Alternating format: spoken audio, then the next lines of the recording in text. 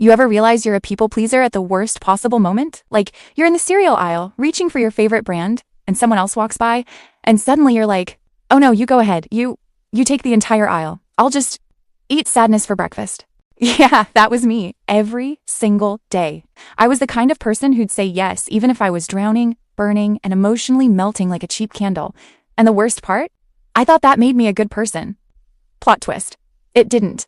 So here's the habit that nearly ruined my life: chronic people-pleasing, or, as I like to call it, professional self-abandonment with no paid vacation. I'd say yes before people even finished asking. Yes, you didn't let me finish. Yes, anyway. It was so bad, my boundaries were like weak Wi-Fi. They existed, but nobody respected them. My breaking point came during a week I like to refer to as the week I forgot I was a human being. I helped 3 friends move, covered a shift I shouldn't have covered, listened to someone rant for 2 hours straight, and they didn't even say thank you. And then, the final straw, someone texted me, "Hey, can you help me brainstorm ideas for my boyfriend's birthday?" I don't know this man. I've never met this man. Why am I planning his birthday? That's when my brain whispered the most powerful sentence ever. Girl, this is a you problem. So I sat myself down, looked in the mirror, gave myself the type of TED Talk nobody paid for. Listen, you're not kind. You're terrified of disappointing people. There's a difference. Ouch. My feelings were like, okay, damn, relax. But here's the thing. People-pleasing wasn't kindness. It was fear.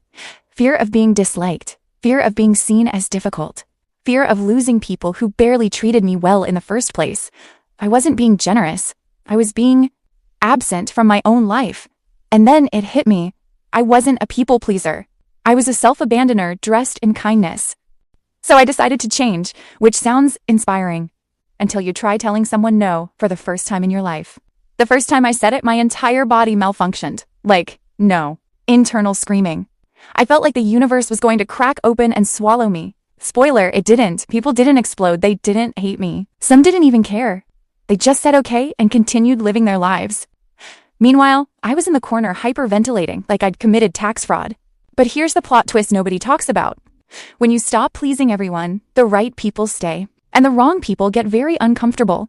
Suddenly, I had energy, free time, self-respect, a spine, a personality, a life.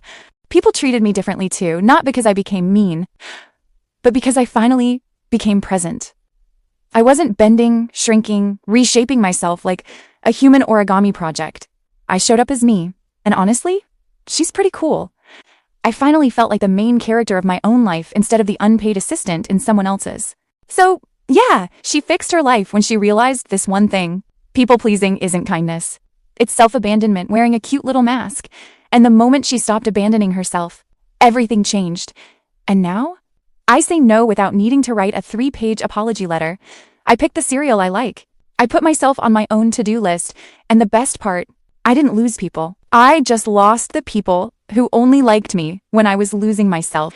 If any of this felt too familiar, hi, welcome. We're recovering people pleasers together now. Grab a seat. We're learning how to choose ourselves slowly, awkwardly, but surely. Subscribe if you're done being emotionally available for everyone except yourself.